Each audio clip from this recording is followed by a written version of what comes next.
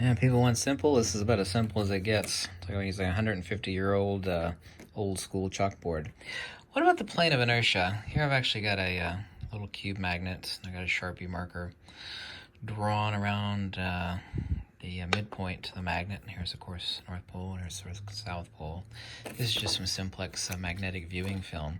What about the geometry of the torus and the hyperboloid? Let's try to explain space and counter space. In simple, I got a couple chalkboards. You got to get serious when you need two miniature chalkboards. Here we can actually take a look at the magnet and put the magnetic viewing film on top of it. Here you can actually see the plane of inertia right here. Here's one pole, here's another pole. Of course, you know how it looks after hundreds and hundreds of videos underneath the supercell. A magnet doesn't actually have poles. Well, sure it does. Every magnet has a north pole and a south pole. Well, if it did, it would be located there. And if it were located there, then you could cut this magnet in half and you'd have a north pole side and a south pole side, but it doesn't work that way because you could cut it a million times if it were possible. And each, of course, slice would have a, quote, north pole and a, quote, south pole.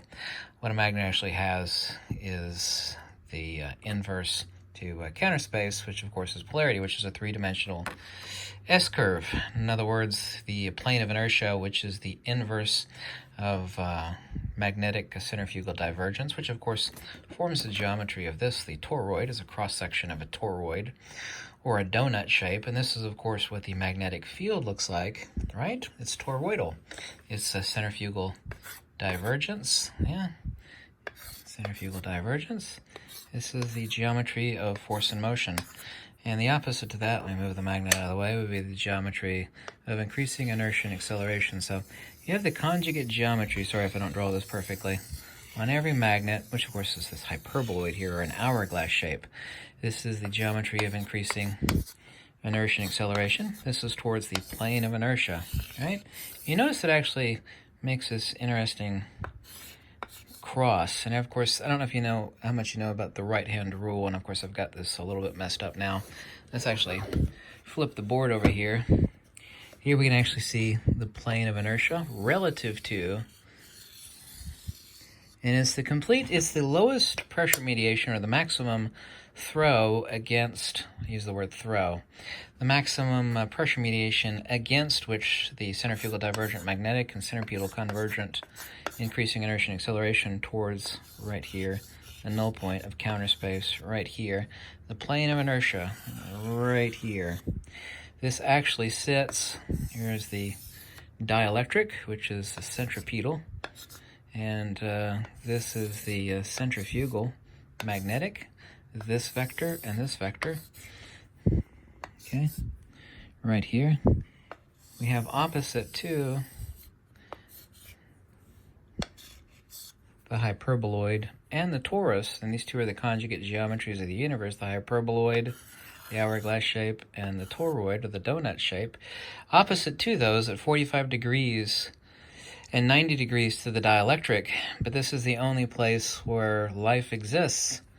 Let me actually wipe this out. I don't know if you've actually seen this geometry before, but most of the life on the Earth, you probably heard, exists along the equator. I wait for my chalkboard to dry here.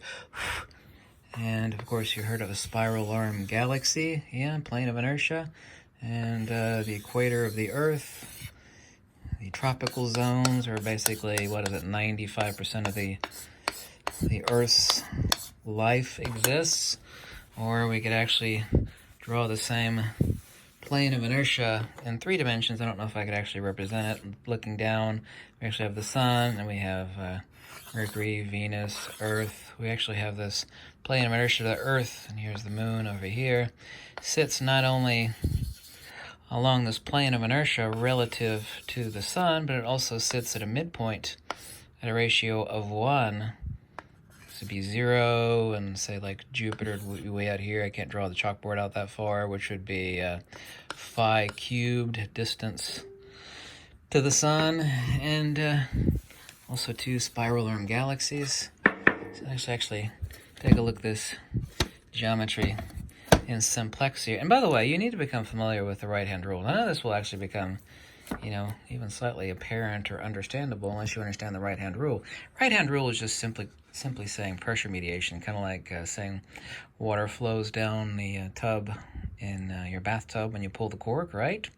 Lowest pressure mediation is the water wants to seek the lowest point. That's the plumber's motto, is that crap flows downhill. I think that's the plumber's motto.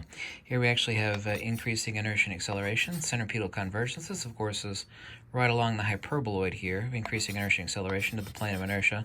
Everything out here, of course, is space, space, space. These four S vectors are, of course, the four vectors of the toroid, the torus. If I were to actually draw this out without making the chalkboard too busy, these would be the four vectors of space.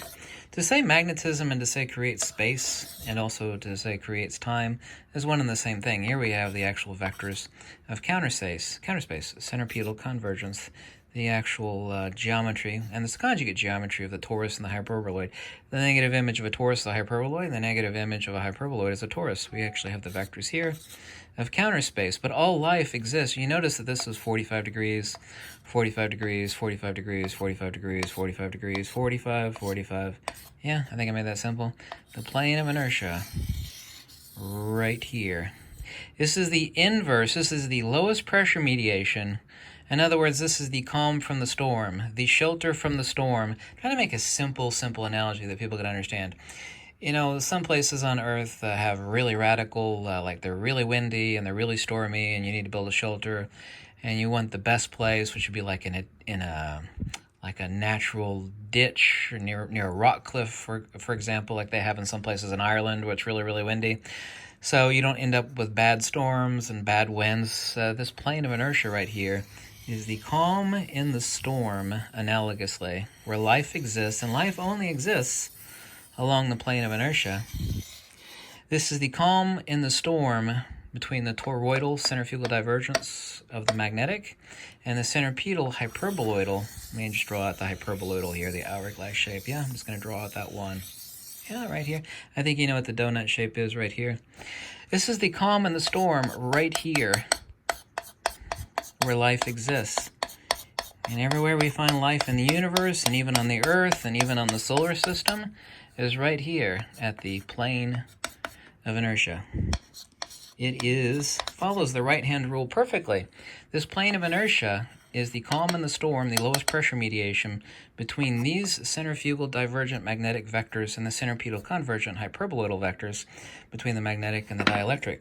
And this is the most simplex geometry of the entire universe. It holds true from one end of the universe to the other, and it's this plane of inertia right there, and you can see it.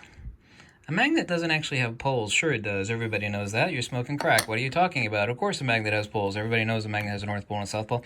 No, what actually defines polarity? Polarity is literally just the centrifugal divergence. It is the vector of space. Right here at the plane of inertia is where life is. This is the opposite of centrifugal divergence and centripetal convergence. This is the calm in the storm. Right here, this plane of inertia, right here, where all life exists. That's not to say you can't live out in the storm somewhere out here, but it's not desirable. Life doesn't actually want to sprout there. It's kind of like throwing seeds out in the middle of the Mojave Desert. You know, they might grow a couple inches in the rainy season, but really life doesn't grow there. You know, it can, but it doesn't flourish there. It doesn't live there. It doesn't want to live there. It's kind of like the same reason you don't see crap growing on the South Pole. You know, you don't see it growing there in Antarctica, do you? There's not much stuff down there that's living, is there? No, there's not. It's kind of a reason for that. Yeah, kind of the reason why 95% of the Earth's life exists along the plane of inertia that is the Earth. This is the plane of inertia. It's the lowest pressure mediation that's extant between centrifugal divergence and centripetal convergence. It is literally the lowest pressure mediation, or the calm zone, between centrifugal divergence and centripetal convergence. And it is this simplex geometry right here. This is the geometry of space right here. These are the vectors of centrifugal divergence. This is the vectors of counterspace right here, counterspace. Vectors of counterspace, and this is the opposite of both. And this is where this shit happens. Yeah.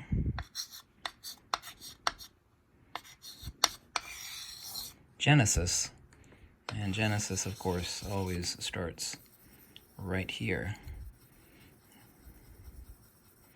Yeah. Genesis starts here, and it grows here. Yeah.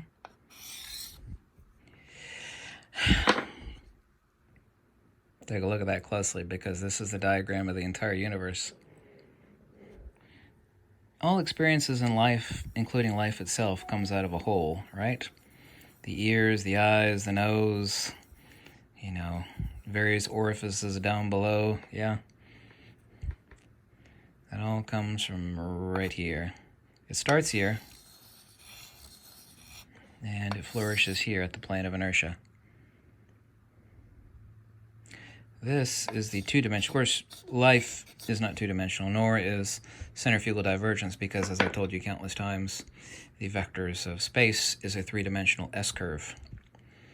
Yes, it's a three-dimensional S-curve. This actually explains geomagnetic precession, it explains phase shift, it explains a lot of stuff, but most people can't picture in their heads three-dimensional force vectors and field dynamics. Almost nobody can. There's a reason for that, because it's actually extremely simplex. I wish people could wrap their minds around it, but this is the geometry of everything. Vectors of space, counter space, and the plane of inertia, where life is manifest and grows and decays.